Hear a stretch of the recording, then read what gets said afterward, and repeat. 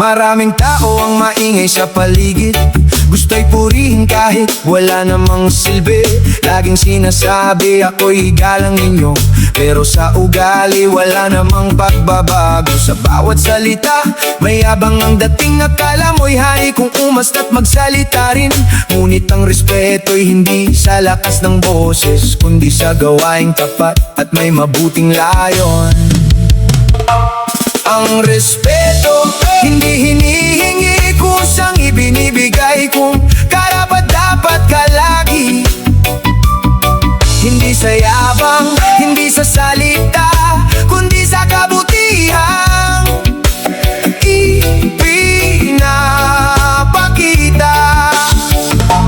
Ang respeto hindi hinihingi, sa puso ng tao kusang nananatili. Kapag marunong kang rumespeto rin, babalik sa'yo ang magandang hangarin.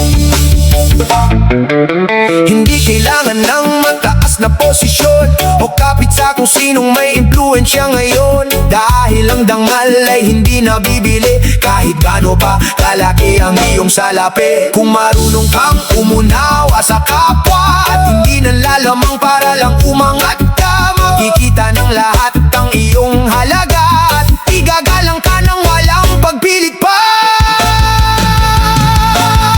Ang respeto hindi hinihingi, kusang ibinibigay kung karapat-dapat ka lagi.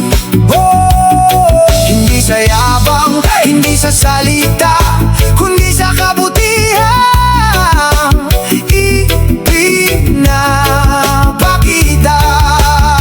Magpakumbaba kahit may narating na, huwag maliitin ang taong nasa ibaba, sapagkat ang buhay ay parang gulong lamang. Ngayon'y nasa taas, bukas baka sa ilalim naman. Kaya tandaan mo, sa bawat takbang mo, ang tunay na respeto'y bunga ng pagkatao. Hindi inuutos, hindi ipinagmamakaawa, kundi kusang dumarating sa taong may dangal at hiya.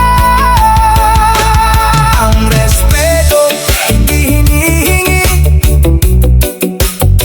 ito'y kusang ibinibigay ng tao sa tao.